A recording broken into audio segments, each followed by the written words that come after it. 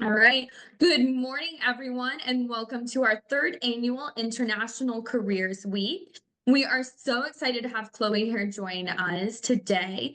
Quickly, I just want to say thank you to our sponsors from the Dennis and Phyllis Washington Foundation, Arthur Blank Foundation, High Stakes Foundation, and Longview Foundation.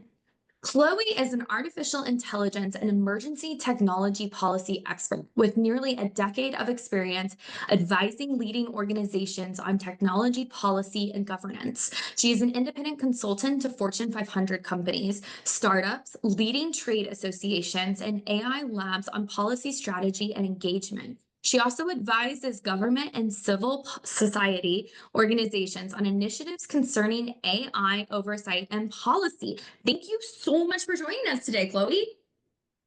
Thanks so much, Nikki, for having me, and to Ali too. I don't know if I just give a quick overview or share a little more about myself, if that would be Yes, please helpful, do. or if we can just jump right into questions.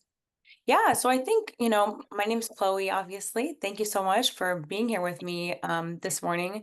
I'm currently dialing in from Falls Church, Virginia, which is about 20 minutes west of Washington, D.C., our nation's capital. And I was born and raised in Montana, in Missoula, Montana, graduating from Hellgate High School. And after I graduated from Hellgate, I went to UC Berkeley in the San Francisco Bay Area, really close to Oakland, if you all are familiar with that, where I studied a range of different things, but spent some time taking data science courses and public policy courses, and some new computer science courses that were being offered at the school at the time, and was amazed by this new world of big data and artificial intelligence, and sort of understanding different and new applications having to do with how we can leverage data to make social connections, to get food delivered, to optimize different kinds of processes, whether that's like in a business or in government. And so I was just totally fascinated by this world of emerging technology, and pursued a career in the end, really looking at how these new technology developments intersected with many of the disciplines that I was passionate about. So like sociology and public policy, human rights, technology, and the law. And ended up having a career, my career starting at Intel Corporation, which is a big technology chip, microchip processor manufacturer. And these chips basically power all of the AI applications that we talk about and have sort of captivated our world today. So if you're familiar with ChatGPT or Anthropic's Claude, any of these big models, or chatbots that you might be using in or out of school, all of those applications are powered by computer chips. And I started my career working at a company that built those same kind of chips. So I left that company after about 4 or 5 years, and ended up doing some consulting, opening up a small firm where I lend my expertise and skills to different organizations that have questions about AI and its relationship with public policy, and how to build this technology a little bit more responsibly. Things like governance, compliance, how do privacy laws apply to AI? And so that's what I do now. And I'm really happy and excited to hear your questions, and share whatever I can with this great group. Well, awesome. Thank you so much. And you know what? Since I will start us off, what exactly is AI and why is it such an important field today? Yeah, I mean, I think this is a really important question. There's so many different definitions for what AI is and it isn't. And actually, even though I work in this field of AI, I like to say that AI is a term that conceals more than it reveals, because when we're talking about AI, which stands for artificial intelligence, um, there are so many different applications and actual technologies and capabilities that we could be talking about when we're talking about AI. But colloquially, I think, what we're talking about is a machine-based system that has sort of human-like capabilities. So the ability to make connections and patterns in data in a way that a human could, the ability to do that across a really broad range of information in a way that might actually even exceed a human's ability because they can make these computations and take in information a bit more quickly. But generally, I like to think of AI as some computer-based system with human-like characteristics. But as I mentioned, AI could be anything from the ChatGPT sort of model or ChatGPT interface on your computer to the technology chips that are really processing all the information that's running through that application. It could be sensors on your car if you have or someone's car if they have a self-driving car, right? A camera with a facial recognition system, right? There are so many different applications for AI. And so when we think about it, especially when we think about regulating it, and we need to be really clear about what it is that we're talking about. So that's my little tangent about what AI is and what it isn't. And it's very important because advancements in this technology um, are just moving really, really quickly. You've probably heard AI be likened to something like the fourth industrial revolution or something like that. And that's a valid take, and it is indeed true that AI has a lot of different capabilities that can really empower and improve human capabilities.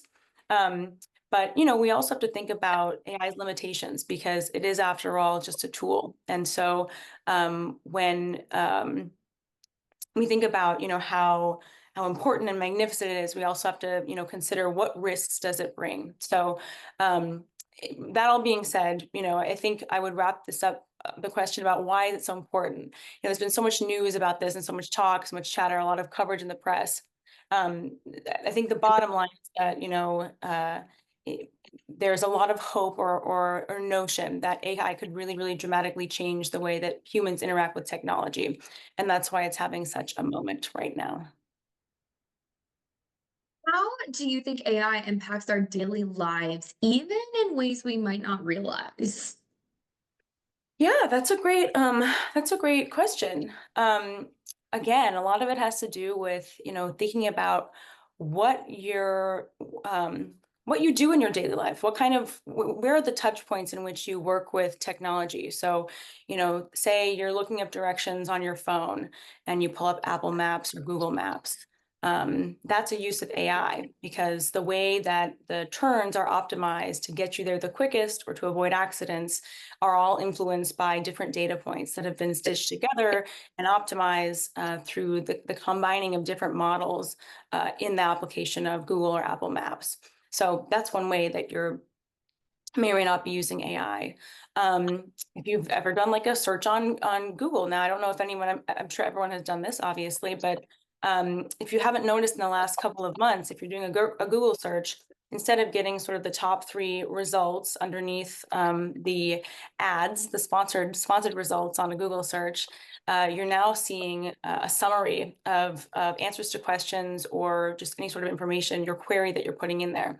That's AI. That's called natural language processing, and it's the same technology that underpins ChatGPT and all these other large language models. So it's really working to synthesize information into more digestible formats, not just for machines, but also for humans. And so these are a couple of maybe obvious, maybe not obvious ways that people might be interacting with AI in which they might not realize. So we have a question from Polson High School. In our school, we have discussed possible safeguards for generative AI use, pros and cons, and some of the ways it can be abused and very dangerous. What are the pros and cons of adding a watermark of some kind to generative AI produced content? Also, how realistic is it to get some sort of legislation or policy in place nationally?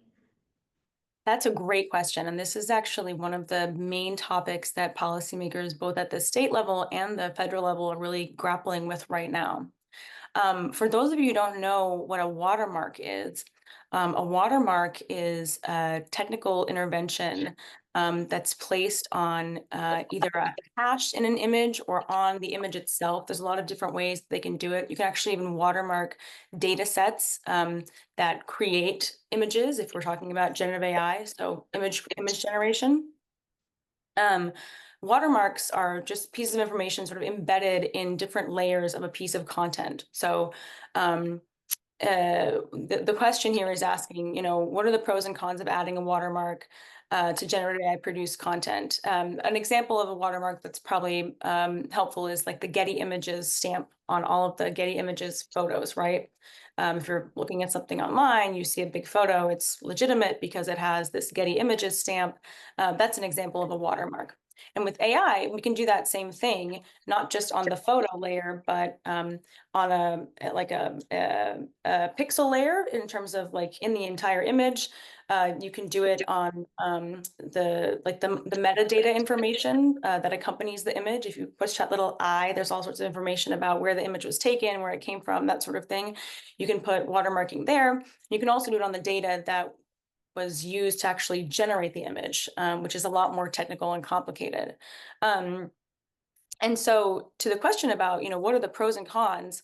Obviously, having a watermark on AI generated content would be really, really helpful to distinguish that it's AI generated or not, right? One of the biggest issues right now that we're having with generative AI is the fact that the content that it's producing or generating, for example, like deep fakes, right, of politicians or celebrities, these can be used in really nefarious ways, and it's getting increasingly hard to tell the difference between what's true or real and what isn't. And so having a watermark can actually help us tell when a content is AI generated, and in fact, where it might come from, who might be behind that content, particularly if it's malicious. So there are a lot of pros with having watermarks on AI generated content.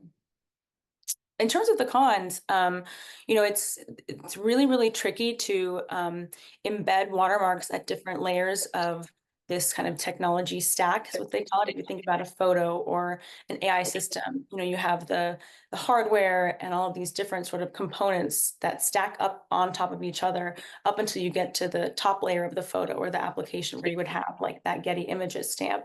And there's not any kind of real consistency right now about how to develop and apply things like watermarks. There's no standards, in other words.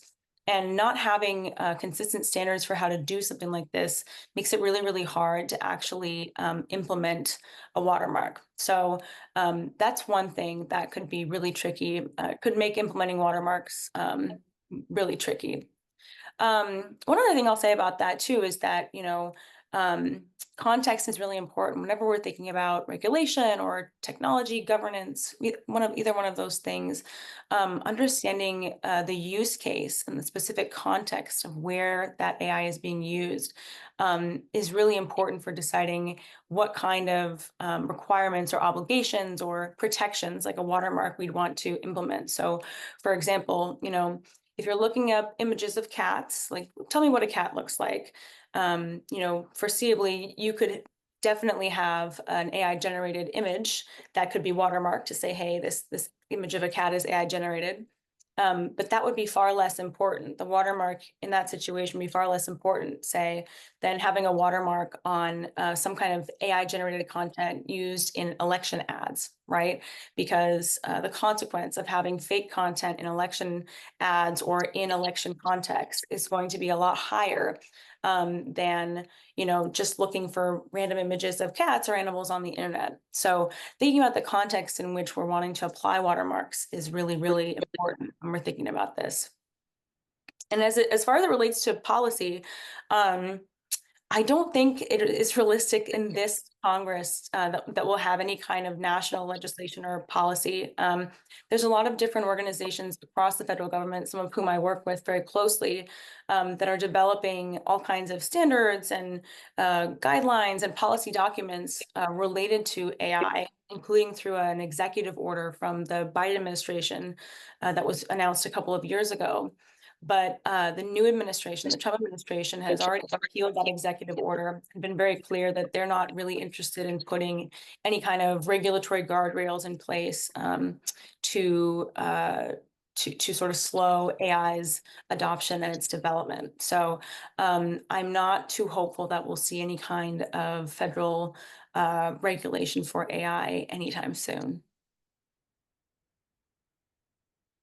So the good morning. This is from Gary. Gary, thank you for joining us. Can you write a policy for any level of government, education, and religious background in regards to the use of AI in these areas of daily life? AI and machine learning on a new frontier. Yeah, thanks, Gary. That's a great question. You can definitely write a policy for any level of government. In fact, a lot of state and local governments develop their own AI policies to say, hey, here are situations or contexts, again, in which you can use AI for the provision of government services and others where it's disallowed. Several states have actually passed and implemented their own AI laws. We've seen that in California and in Connecticut and Virginia, New York. Some of them are sector specific, meaning they target a specific sector or application. So, for example, hiring or employment decisions that are made or enabled by AI. Some address insurance. They're all a little bit different, and we have many different states working on this issue. And likewise, you can write policies for the federal government. So policies looking at how federal agencies secure and implement their AI. So AI policies can be written at any level, and I think one thing I'll say about this too is that. In my work, it's really important to differentiate between public policy that governs, that's written in legislation, like a law, and small capital or small letter policy that might be for an internal organization. So, for example, like a bank or maybe the Montana World Affairs Council, right? Say they want to come up with a policy regarding how, their team uses or doesn't use generative AI. Well, they could write that document in any way they want. And so, to your question, anyone can write a policy for generative AI, but there is obviously a difference between, a public policy like a law and a policy that kind of governs individual or contextual use inside of an organization. From Pal and Helena, is the panic excitement over DeepSeek valid, or is there some exaggeration as far as how big of a deal is this development? Yeah, this is a great question, and it's very timely. So, for those of you who don't know what DeepSeek is a new AI application, a new AI model developed by this very small and nimble company in China. And it's very similar to ChatGPT or Anthropic's Claude, as I mentioned. There's all of these different chatbot makers. Meta has a big AI model called Llama. But all of these large models have been trained with many, in some cases, millions of computer chips and on trillions upon trillions of data points. This is really resource and energy intensive because these chips cost a lot to manufacture. They're assembled in different parts all over the world. And it makes it really, really expensive for companies to not just build and then integrate these chips, but running all of these different computations to train these big AI models to learn how to identify patterns across trillions of instances of data takes a lot of energy and a lot of money. And so DeepSeek is a much smaller model, with similar capabilities to OpenAI's ChatGPT, but it was trained with far less compute. That means the chips that I was talking about, and it's open source. So the big implication of DeepSeek is that whereas many of these companies have spent billions of dollars, training large AI models, and spending many years doing this, DeepSeek in just a few years, and with less than $10 million, they claim, has built a model with similar capabilities when it comes to a chat interface. And so this is the big deal, right? Because if we're operating under the expectation that we need to dump, these companies or the AI industry generally needs to dump, billions and billions of dollars into buying up these computer chips and running many computations, more than many, trillions upon trillions of computations to train these models to make them as good as they are. That's been sort of turned on its head by this situation with DeepSeek. So it's certainly a big deal. But I will say that one of the things that I'm hearing around in my work and with my customers and the government is that, oh my gosh, um, this is going to make computing infrastructure and chips like less valuable. We don't need them anymore. There won't be as much demand for chips. I don't know if any of you follow, global markets, but the AI market for computer chips fell about $600 billion for one specific company, that makes these chips, which is a huge sort of hit on global financial markets. Um, that's the market it fluctuates a lot, right? And things change very quickly in the technology industry. So while it's a big deal that DeepSeek was able to create these models and do so cheaply and with open technology, develop them openly, so open source, not proprietary, it's a big deal. But there will still be demand for these computer chips, and people will still be working on making AI models bigger and more powerful by buying these chips. So I think everything will sort of flatten out over time, but that's not to say it's not a huge development in the industry, and really cool that you are paying so close attention to it. From Corvallis, should there be a ratio of self-creation versus AI doing the work to preserve the humanity of the work? Yeah, that's a great question. And it's really sort of up to, an individual. This is questions like this or how I got into the field that I am in right now, or the strange career that I've created for myself. Because if you ask this question to a number of people, they may all have different answers, right? There's really no right answer. In some situations, it might be easier to have AI, you know, just take the lead and do something when it comes to things particularly having to do with safety, for example. So like if you're looking at a bridge and there's like rusting bolts underneath the water, and it's really dangerous for someone to kind of get down there and check out these bolts and make sure they're not rusting. That's a dangerous job. AI and sensors can combine and create a technology, to go down and do that work for us. And in essence, sort of replacing the job of the dangerous diver who would otherwise be sort of risking their life to check out these rusting bolts or whatever. This is just an example I'm pulling off the top of my head. AI could be really, really helpful there. And it would be an instance in which it may make sense for AI to be sort of replacing of a human for safety and efficiency reasons. On the other hand, to your point, human creativity is so novel. It's very unique to us, and to relinquish that to a technology, particularly one in which, in so many instances, is driven by commercial interests is really sad, right? And we need to preserve our ability to create and have novel ideas as humans. So it really, I think, depends on what you perceive about AI and how you feel about it. And what you also want to impart on the world in terms of your creativity and what you're interested in doing. But I think that overall, my personal opinion is that we really need to have a balance. AI can help with a lot of different things, particularly, as I mentioned, if there are safety hazards or issues with certain applications that are dangerous to humans. But we also need to be really careful about understanding exactly where AI might go too far and the risk that it can bring. From Gardner, do you think the $500 billion invested in Project Stargate will be beneficial?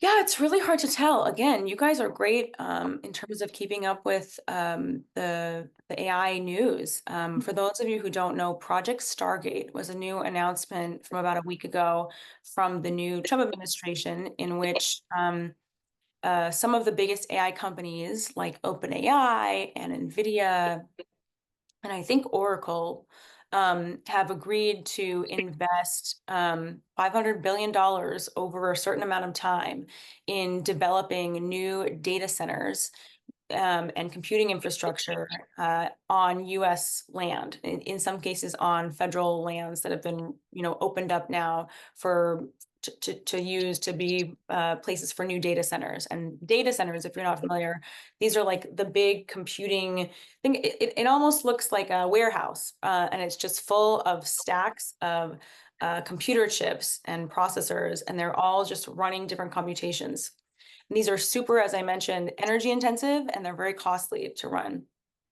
So, do I think that the $500 billion invested in Project Target will be beneficial? Again, like as with a lot of the things we've been talking about this morning, it's kind of a double-edged sword, right? If we want to do so many computations to figure out how to, develop a model that can do some sort of new gene or cell synthesization that we couldn't do it as humans because we don't have that kind of computing and processing capability, and have that, synthesis lead to finding some sort of cure for, a specific cancer, it may be worth it, right? But the reality is that we don't know if we can do that yet. And at the same time, building up these computing clusters all over the United States is taking away from federal lands in some instances, and also is very energy intensive again. So we're sort of at this crossroads in the AI industry right now, where the amount of power, just pure energy, whether it's from fossil fuels or wind or nuclear, the amount of energy that we need as a country to keep building these data centers and powering AI is sort of starting to run out. And so if we're using these big data centers created by Project Stargate for, really broadly beneficial purposes, and, we can come together and kind of decide what those are, there may be some beneficial outcomes from setting this up. But right now, it's not clear whether the companies have actually have or will give the money that they have agreed to give for this project. And how those arrangements with the build of these new data centers on federal lands will work. So it's going to be definitely an issue that I will be watching closely and reading about. But again, as with so many things in this space, you kind of have to think specifically about the context and the pros and cons, because there are so many when it comes to AI and huge projects like this. We're going to jump to Thompson Falls student. Do you think AI is taking over influence in society? And if so, what is for better and what is for worse? Yeah, this is a great question. My personal opinion about this is that I'm less concerned about AI taking over influence in society and a little bit more concerned about social media and the lack of gathering places and sort of points of connection that we have as a society, and that have been decreasing over time. I'm sure you all use social media. I'm a social media user. I have been a social media user actually since I was in middle school or high school. I think I was in middle school when Facebook came out. And since then, though, social media has really changed, right? I don't know if any of you, I guess probably not, but when I started using social media, it really was about social networking, right? It was called social networking, not social media. And that was because social media was used to connect you, or social networking was used to really like connect you with your friends. Facebook did not have ads at that point, and we didn't really have tools or inventions yet, like this thing called infinite scroll, where if you are scrolling on your phone, you never really get to the bottom of the end of the content. You always have something else to look at. That's a very carefully designed intervention to keep you on your phone and looking at your phone. And so AI is obviously part of that, but I think what I'm more concerned about are these design interventions that kind of keep people using social media in a way that disconnects them from the real world around them. And just to bring it back to the point I was making about social media and networking, social networking and social media really began as a way to connect with people that you couldn't otherwise see in the real world. There weren't ads, there weren't infinite scrolls. The platforms were not focused on, keeping you consuming information from the phone. They're much more focused on connecting you with people across the world or who you'd met, a few years before or wherever across the country. But over time, and as social media algorithms advance, and as these companies got a little bit better at optimizing user engagement, we really saw this shift from social networking to social media, where social media is now about media consumption. It's about watching videos. It's about looking at deep fakes or AI generated things. And so again, AI has a big part in um, optimizing that content and making that content more fine tuned to what individual consumers of social media want to see. But I think the bigger issue is that um, social media specifically, which is an application of AI, has really made it hard for people, especially young people, to kind of get out and connect with the world in a way that is a lot more human and a lot more present than it used to be. From Paulson, is there a way to keep AI from going too far? For example, in those chat rooms where anyone can get in and speak to anyone, I've heard of times where the AI can convince someone, including a child, to hurt themselves. How can we stop these things from happening? Yeah, this is a really sad issue and really, really serious. And something that just really shouldn't happen. There's definitely ways for these chatbots to be stopped from going too far. Regulation is the main one, and that's what I do in a lot of my work is try to help work with the government to help them understand where are the issues, the risks, like this one that you mentioned here, are in most dire need of attention from regulators. But just so everyone is on the same page about this example, there are different all these different AI chatbots as we've been talking about.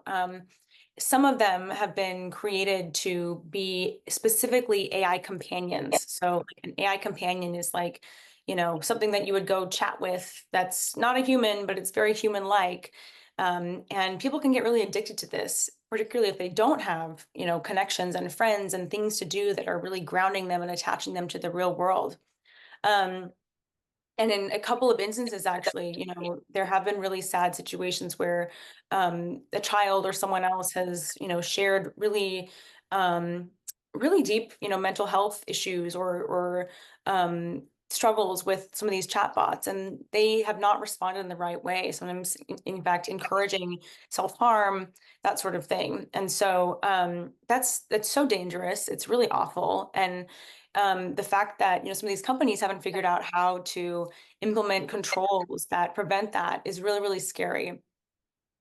So when it comes to regulation, right? I mean, we could foreseeably do something like implement a ban or like what would be called a kill switch or kind of an off or a denial protocol, meaning like the chatbot will not respond to questions or commentary about things like depression, mental health, medical treatment, self-harm.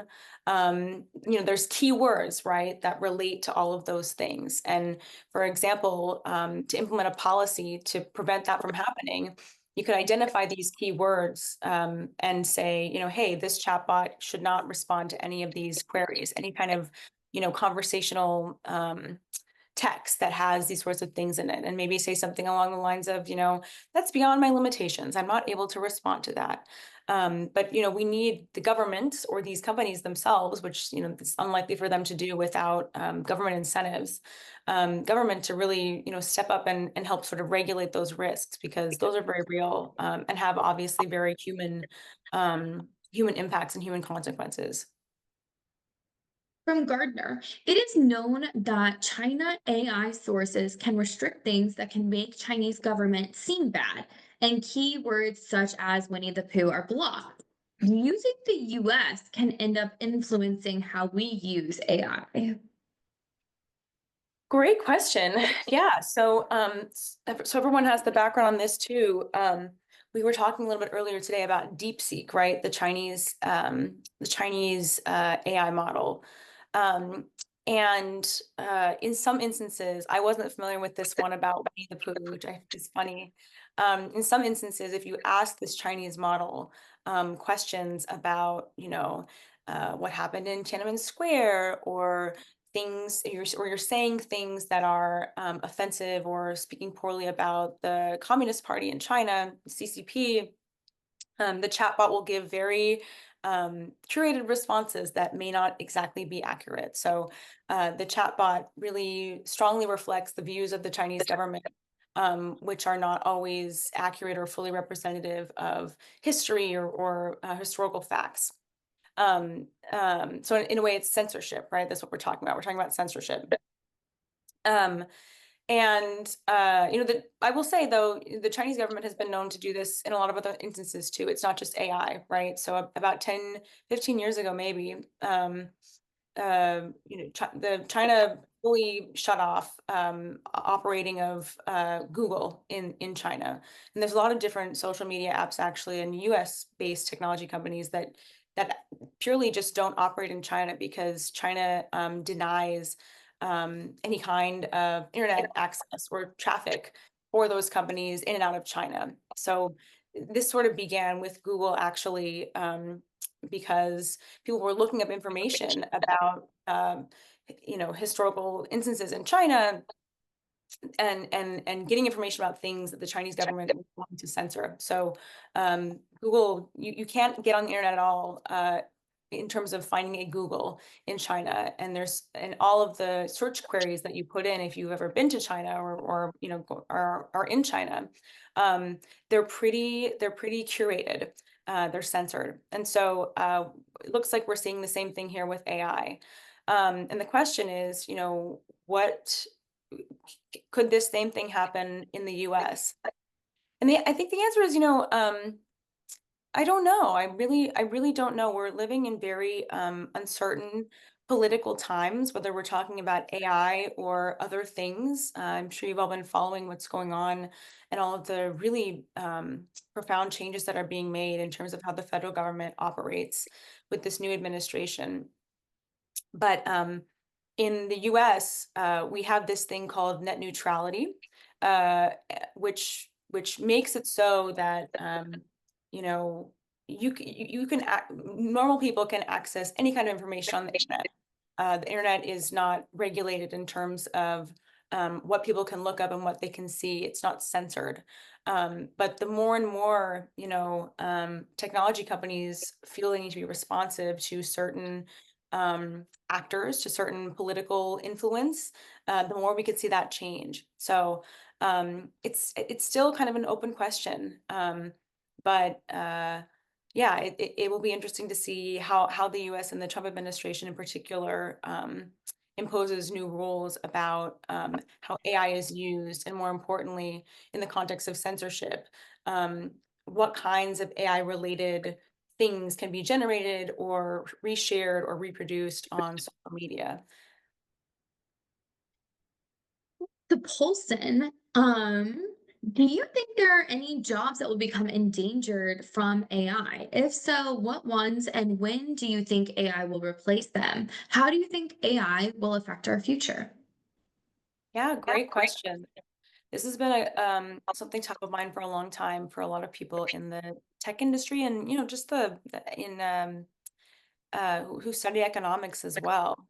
Um, what I will say about AI and job displacement is that there are so many jobs that truly need a human function, someone in the real world with hands, like typing on a computer or carrying something from point A to point B to really get it done. And while there have been a lot of advancements in robotics and generative AI, that sort of thing, this notion that AI is going to just like seize all jobs and take every job away is a little bit overblown at this stage, because these technologies, while they're advanced, they're not that advanced, and most jobs still require an element of humanness, to connect things from one place to the other.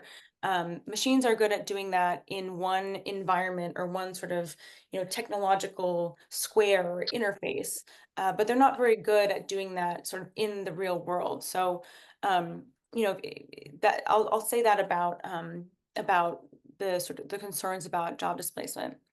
The other thing that I will say is that, something that I've always learned and found to be true is that instead of, AI replacing a job or your job, um, what I would be more concerned about is someone who knows how to use AI replacing your job or a job, right? So just to put it in a tagline, I wouldn't be afraid about AI taking your job. I would be afraid about someone who knows how to use AI to make themselves more productive, more thorough, taking your job. Um, but that all being said, there are specific jobs that certainly have, more reliance on like computing and processing than others, and some jobs that are really just fundamentally built off of human interaction and human care. So for example, like nursing, right? If you're going to be a nurse, that job is probably not going to be taken up by AI. In Japan, they're sort of working on developing these robotic AI assistant sort of they're not people, but robotic agents that can be helpful in an assistive nursing capacity. But a robot or an AI never really will replace someone who is a nurse who is there to take care of you, to reassure you, to give you that tender love and care. Machines can't do that, right? On the other hand, if you're like a web designer or a coder, these systems are getting really, really good at writing code on their own. These are called no-code systems. So you don't even have to know anything about programming to write code and then take it and do stuff with it. And so, if you're going to be a web designer, obviously there's an element of human creativity that still goes into that. But if your job was just to sort of recreate or replicate, the same kind of code for different websites over and over and over again, for a lot of different customers or something like that, that would probably be a job that would be a little more high risk in terms of AI replacing the job or someone using AI replacing the job specifically, because AI is getting really, really good at, doing that sort of machine reading all on its own. So those are a couple of examples, but my advice, particularly to students about, thinking about AI and jobs would be just to go experiment with these tools, because whether you like them or not, they're going to be part of the world and the career environment that you're stepping into out of high school and out of college, and having a familiarity with them and the things that they can do, their capabilities and their limitations will be really important no matter what job you're going into. Well, Chloe, we're almost out of time. So my last question for you is, what advice would you give to students who are thinking about pursuing a career in AI? And this is my favorite question. I would say keep learning about AI, but don't think about pursuing a career in AI. Think about whatever you are passionate about, follow what you're passionate about, follow what interests you, and get familiar with and understand what AI, both the things that AI can do for that field, how AI is making it better, how AI is improving things, but also the problems that AI is creating in that field. So whether you're in public policy or you're interested in, bioethics or cybersecurity or medicine, right? Get familiar with all of the things that AI is currently doing or changing in that field and study that, because that will be the way to really sort of embed yourself as an expert in both something that you're interested in and AI, which is everywhere. And the last thing I'll say about that too is that, as I mentioned at the very beginning of this chat, when I said AI is a term that conceals more than it reveals, it's also being applied across our entire economy, across sectors, across use cases. And so becoming an AI expert, it's actually starting to mean a lot less than it's not very clear what exactly it means, right? So follow whatever you're passionate in and understand the areas that understand how AI is changing that domain, that field, and learn about that and get involved with that. And yeah, just keep learning and following what is interesting to you outside of this AI and tech space. Well, thank you so much. And to all of the students that joined us today, I hope we'll see you again soon. Bye, everyone. Thank you so much.